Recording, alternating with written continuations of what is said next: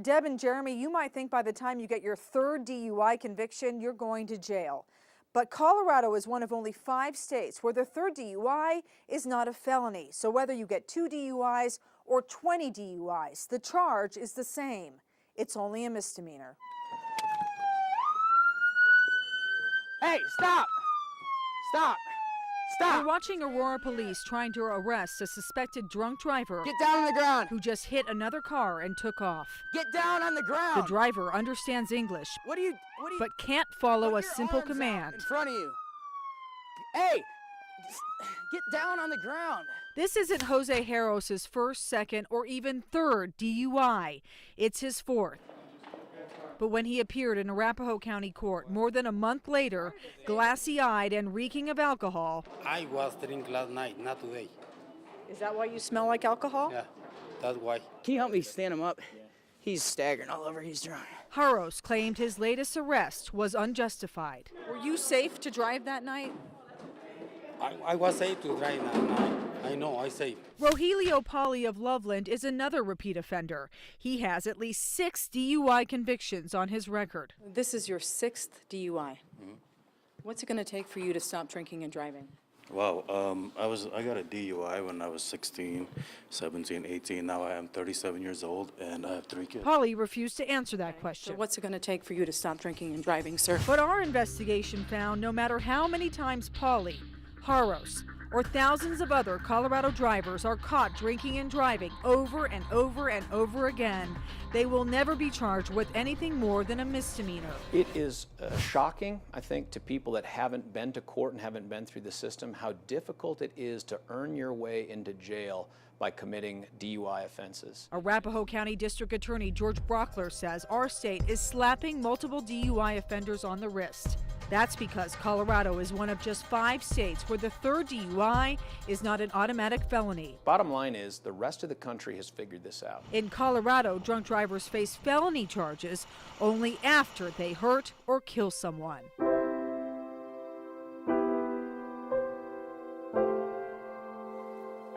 I just miss her so much.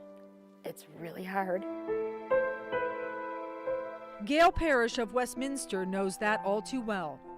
In January of 2012, her 21-year-old daughter, Jenna Breen, was killed by a repeat DUI offender whose license had been revoked. Oh, God. He took my beautiful daughter. He took my future grandchildren. He just took a good chunk of me. Westminster 911, where's your emergency? 911 callers tried to get police to pull over 25-year-old Viet Nguyen. The guy in a black truck ran a red light and it looks really bad. Before he crashed a Porsche SUV into Breen's car. The white car is just, oh my God. Breen died instantly, leaving her mother's life in pieces. Christmases. Oh my God, Christmases. Her birthdays, just seeing her being a mother, you know. She was very nurturing and compassionate and would have been a beautiful mother, a wonderful mother. Nguyen was convicted of felony drunk driving and vehicular homicide. He was sentenced to 22 years in prison.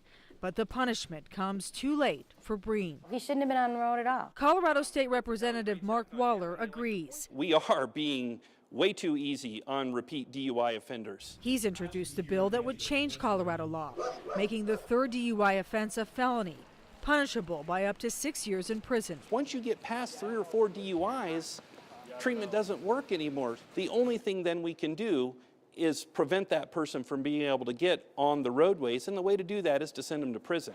Lawmakers opposed to Waller's bill argue it would cost too much. An estimated $30 million in additional prison costs the first year alone. I should have never jumped in that car, you know, I should have never drove. But the lessons Viet Nguyen claims he's learned while serving time at the Centennial Correctional Facility in Canyon City may be priceless. I just took another person's life, and for what? For me being stupid? He agreed to talk to us because he says the prison's alcohol treatment program has changed his life. If it wasn't for me drinking and driving, she'd still be here, you know.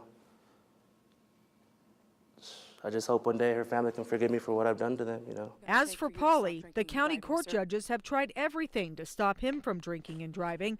His license has been revoked, he's been through court-ordered rehab and random drug and alcohol testing. Maybe we need to address the justice system. Still, Paulie's wife blames the system for his problems and says prison time won't solve anything. But going to jail, it's not rehabilitation. And while his wife is behind the wheel today, there's no doubt Paulie will get his license back again down the road.